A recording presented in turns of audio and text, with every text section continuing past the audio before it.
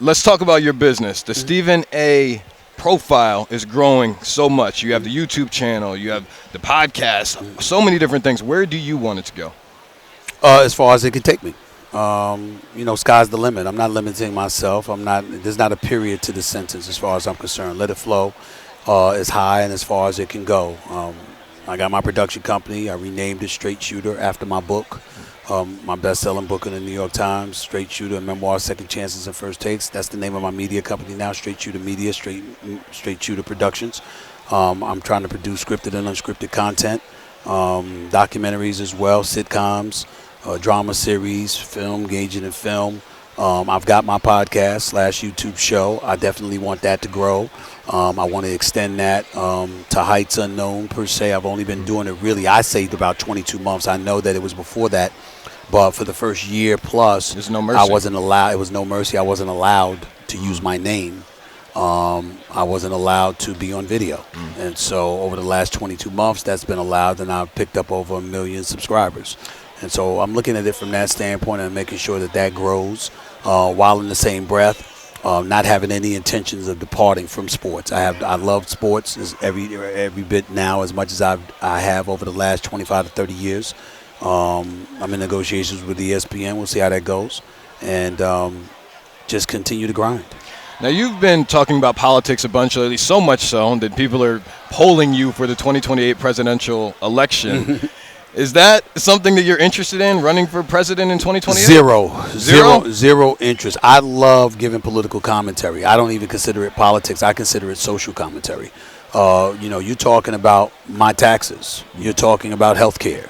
You're talking about immigration. You're talking about money being peeled from taxpayer dollars to take care of your immigration issues. You're talking about inflation. You're talking about things that directly affect my life, my quality of life, etc. I don't consider that politics. I consider that social. That's my life. And so for me, I have more of a right to talk about that than I do sports. Because that's stuff that directly affects me, you, and every other American citizen.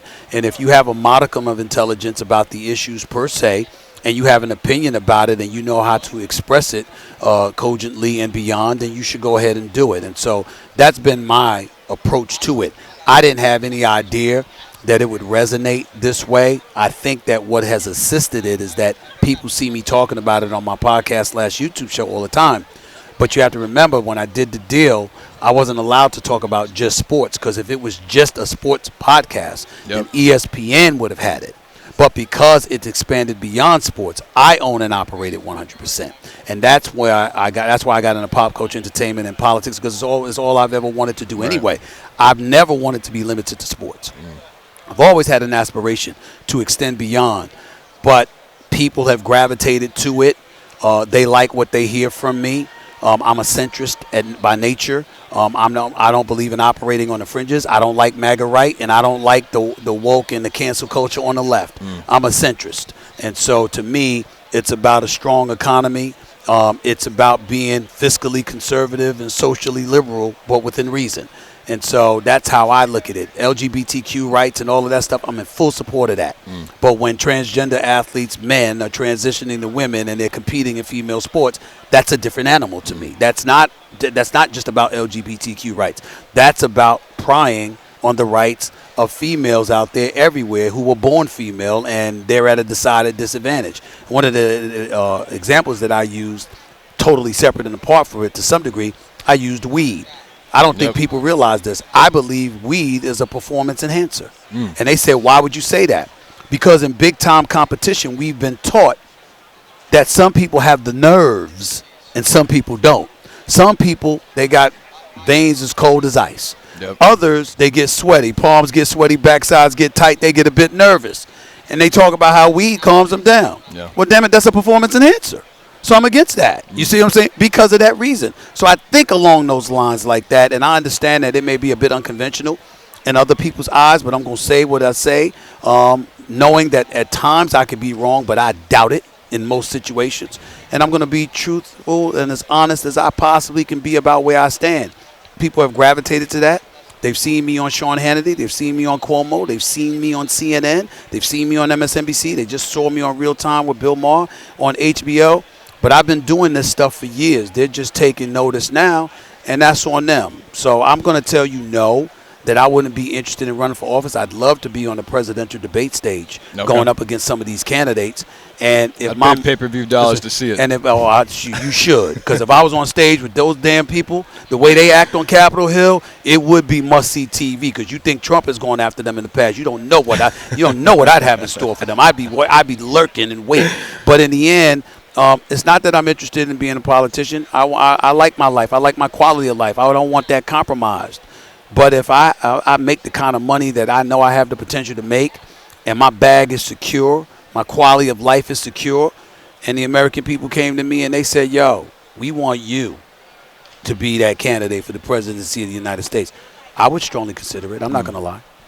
So let me ask you this. On your ESPN contract, I know you're not going to get into the details of it. One of the things that's been reported is that you could have availability and accessibility to Disney projects, period. So I'd like to ask you, if there was a Disney project, Spider-Man, Star Wars, any of the movies, any project, period, that you could see yourself in, what would it be?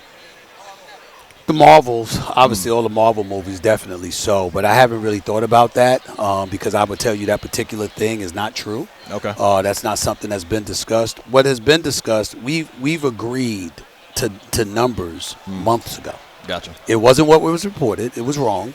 But we've agreed to numbers months ago. In October, the issue is that lawyers get involved, and it's about fine-tuning the language here, and they want all your rights. And for me, that's a big deal because I want the right to extend beyond sports, and I think I've shown that.